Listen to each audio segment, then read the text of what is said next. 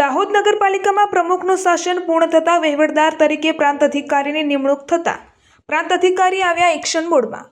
દાહોદ શહેરમાં મુખ્ય માર્ગ એવા સ્ટેશન રોડ તેમજ ઠક્કર ફળિયા વિસ્તારમાં પ્રાંત અધિકારી નગરપાલિકા સીઈઓ તથા તેમની ટીમ દ્વારા દબાણો દૂર કરવાની કામગીરી હાથ ધરવામાં આવી હતી।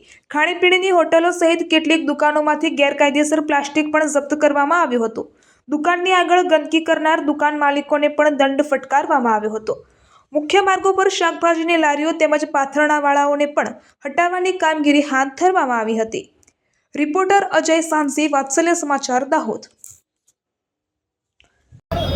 અવારનવાર મળતી ફરિયાદો અને રજૂઆતોના આધારે શાકભાજીની દુકાનો, ફળફળાદીની લારીઓવાળા અને હંગામી દબાણદારોના પ્રશ્નોના કારણે મળતી ફરિયાદોના અનુસંધાને આજે દાહોદ નગરપાલિકામાં શરૂ કરવામાં આવેલી આ ડ્રાઈવની અંદર તમામ નગરપાલિકાનું તંત્ર જોડાયેલું છે, સાથે અમારા ચીફ ઓફિસર સાહેબ પણ છે અને આ કામગીરી સારી રીતે ચાલુ થઈ છે।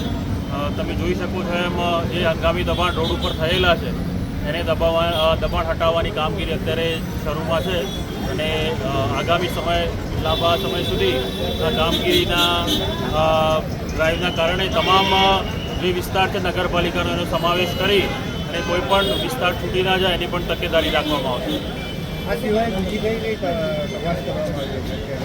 દબાણની સાથે સાથે જે પ્રતિબંધિત પ્રકારનું પ્લાસ્ટિક છે એનું પણ નિકાલ કરવામાં આવી રહ્યો છે, એને જપ્ત કરી લેવામાં આવી રહ્યું છે। સાથે સાથે જે અવ્યવસ્થિત પાર્કિંગ છે એનું પણ સાથે શિક્ષાત્મક કાર્યવાહી સ્વરૂપે એને દંડની પાવતી પોલીસ દ્વારા આપવામાં આવી રહી છે અને ખાદ્ય સામગ્રીનું પણ સેનેટરી ઇન્સ્પેક્ટર દ્વારા તપાસ કરવામાં આવી રહી છે।